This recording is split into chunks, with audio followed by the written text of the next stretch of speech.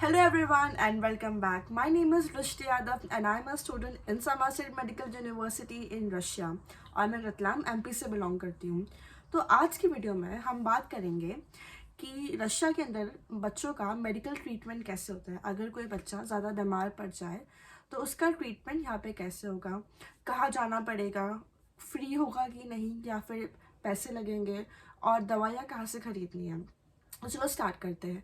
पहला पॉइंट ये है कि हर एक बच्चे का जो भी यहाँ पे पढ़ने आता है रशिया के किसी भी कॉलेज में, हर यूनिवर्सिटी बच्चों का मेडिकल इंश्योरेंस बनाती है। जैसे हमारा भी बना हुआ है, मैं आपको दिखाती हूँ। ये मेरा हर एक यूनिवर्सिटी बनाती है। मेरा है, यहाँ पे मैं नाम लिखा यादव दृष्टि। तो जब भी मैं बीमार पड़ूंगी तो मुझे जाके ये इंश्योरेंस दिखाना पड़ेगा। कहाँ पे? हमारे हॉस्पिटल में, मतलब समारा स्टेट मेडिकल यूनिवर्सिटी का खुद का क्लिनिक और हॉस्पिटल है। रशिया की सिर्फ 2 यूनिवर्सिटीज़ है जिसका खुद का हॉस्पिटल है, उसमें से समारा स्टेट मेडिकल यूनिवर्सिटी एक है। तो हमको उधर ही जाना पड़ेगा दिखाने के लिए। हम किसी और हॉस्पिटल नहीं जा सकते हैं, हमें सिर्फ यूनिवर्सिटी हॉस्पिटल में ही जाके दिखाना पड़ेगा।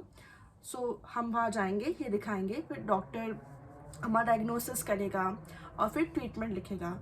और जितनी भी चीज़ें होती हैं, जैसे कि आपको कोई टेस्ट कराना हो, जैसे ब्लड टेस्ट हो गया या एक्सरे कराना है या ईसीजी कराना है या जो भी कुछ जो टेस्ट होंगे वो सब फ्री हो जाएंगे। लेकिन आपको जो दवाइयाँ हैं वो पेड नहीं है, आपको खुद खरीदनी पड़ेगी। आपको प्रिस्क्रिप्शन दे दिया जाएगा और आपको जाकर खुद दवाइयाँ फार्मेसी से खरीदनी होगी। नेक्स्ट चीज़ है कि मेडिसिन कैसे परचेस करें। जैसे कि मैंने आपको बताया कि डॉक्टर प्रिस्क्रिप्शन देगा, आपको दवाई परचेस करनी पड़ेगी।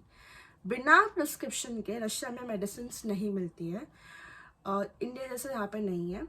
बस ये है कि जो कॉमन जो बीमारियाँ जैसे कि कफ एंड कोल्ड हो गया या एंटीबायोटिक्स हो गई वो मिल जाएगी। लेकिन कोई मेजर डिसीज जैसे अस्थमा हो गया तो उसकी दवाइयाँ आपको बिना प्रिस्क्रिप्शन के बिल्कुल भी नहीं मिलेगी। इसलिए मैं आपको रेकमेंड करूँगी कि आप जब इंडिया से रशिया आए तो आप बेसिक दवाइयाँ लेकर आए, जैसे कि एंटीबायोटिक है, कोल्ड एंड कफ है, कफ सिरप्स है। और अगर आपको कोई मेजर डिसीज़ है जिनकी दवाई के बिना आपको चलेगा नहीं, तो प्लीज़ आप आपकी दवाई कैरी करें अपने साथ साथ, और उसी के साथ साथ अपना प्रिस्क्रिप्शन भी कैरी करें जो इंडियन डॉक्टर ने लिख के आपको दिया होगा। क्योंकि यहाँ पर मैंने आपको बताया कि प्रिस्क्रिप्शन की बिना दवाइयाँ नहीं मिलेगी। उसी के साथ साथ जो ये दवाइयाँ है ना, एंटीबायोटिक्स इन सबको छोड़ के ये बहुत एक्सपेंसिव मिलती है रशिया के अंदर। तो इसीलिए बेटर यही होगा कि आप आपके इंडिया से ही लेकर आओ आपके घर से दवाइयाँ। उसके बाद मैं बात करूँगी फुल बॉडी चेकअप के बारे में। तो ऐसा होता है कि रशिया में हर साल हर स्टूडेंट का फुल बॉडी चेकअप होता है। उसके अंदर क्या होता है, आपको यूरिन टेस्ट होता है, आपका ब्लड टेस्ट होता है, एक्सरे होता है और स्टूल टेस्ट होता है, लड़कियों का गायनेक टेस्ट भी होता है, ताकि कोई अगर किसी बच्चे को कोई बीमारी है तो वो पता चल सके।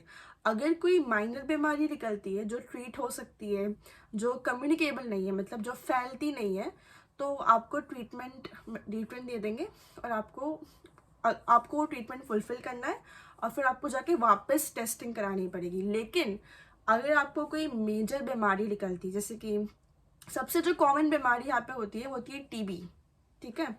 अगर आपको टीबी है तो फिर आपको घर भेज देंगे, उसके बाद आपको ट्रीटमेंट कराना है घर पे और फिर आप वापस आ सकते हो रशिया के अंदर।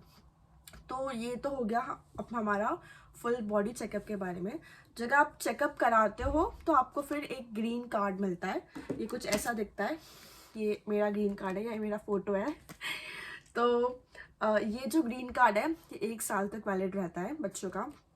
तो ये जो कार्ड है ये मतलब ये निशानी है कि हाँ आप चेकअप में पास हो गए हो, आपका फुल बॉडी चेकअप हो चुका है। क्योंकि जब हम लोग लास्ट ईयर गए थे चेकअप कराने के लिए तो हमने वहाँ पर बहुत सारे बच्चे थे, 2-3 जिन्हें टीबी निकला था और जो घर जा चुके हैं। मतलब आप डायग्नोस होता है टीबी और उसके विदिन आई थिंक इसी हफ्ते में आपको घर भेज देते हैं, फिर बच्चे ऑब्वियसली वापस आ जाते हैं।